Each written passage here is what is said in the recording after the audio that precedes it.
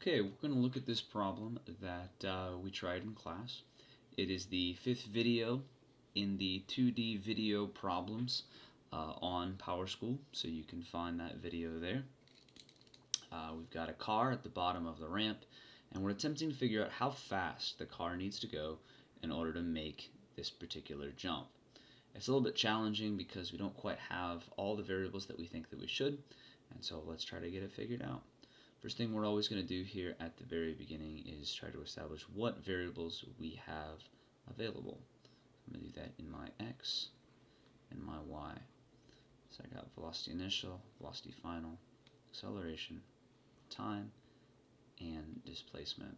Now for the x, as we've talked about before, these three really just say the same thing.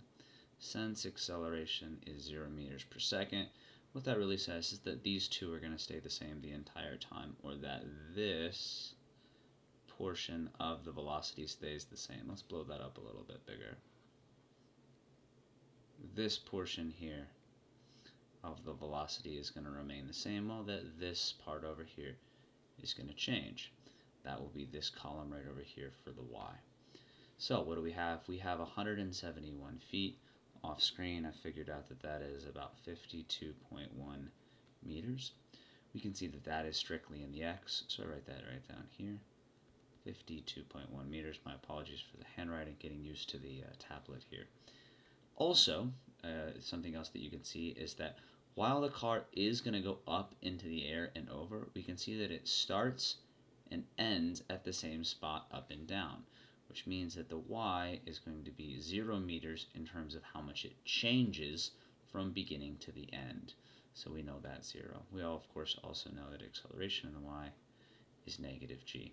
Now right here, though, that's about all the information we have provided in the problem, which does not feel like enough in any column. So we come over here and we look at this. We don't know what this velocity, I'm going to call this vt, is.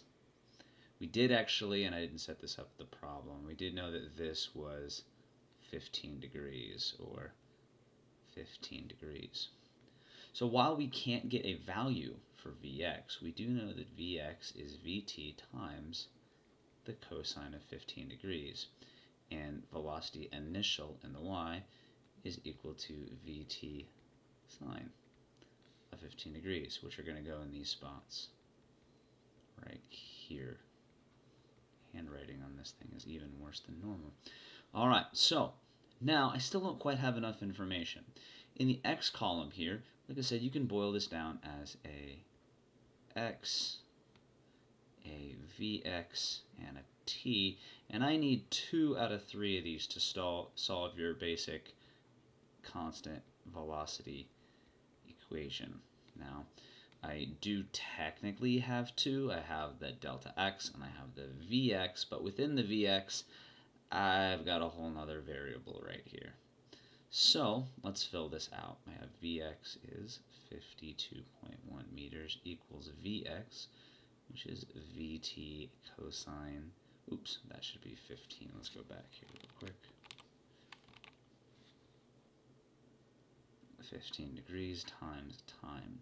At this point in time, I notice that I have 2 variables in the problem, which is not an issue in physics and math, but it just means a little bit more complicated of a setup. So I've got one equation right here with these 2 unknowns.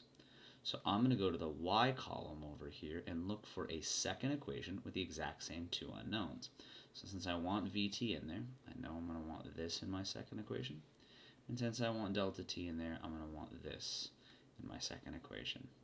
I also want this constant and this constant in my final equation as well because I know them, and so I'm going to choose the equation that has those 4 things, which is going to be delta y equals velocity initial in the y times time plus 1 half a delta t squared, and we fill this out. This is going to be 0. Velocity initial in the y is that whole mess.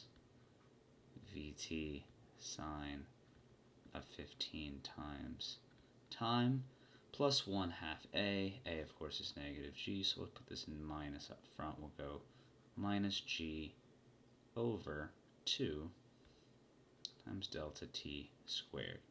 And at this point, I have my second equation. Now at this point, physics is done in terms of setting up the problem. Now we know we need to find this, but since I have two equations with two unknowns, 1, 2, 1, 2, and yes, t is repeated right there, this is just a math problem. So I'm going to pause the video here or stop the video here. This is the physics part, and then I'll do the math section next.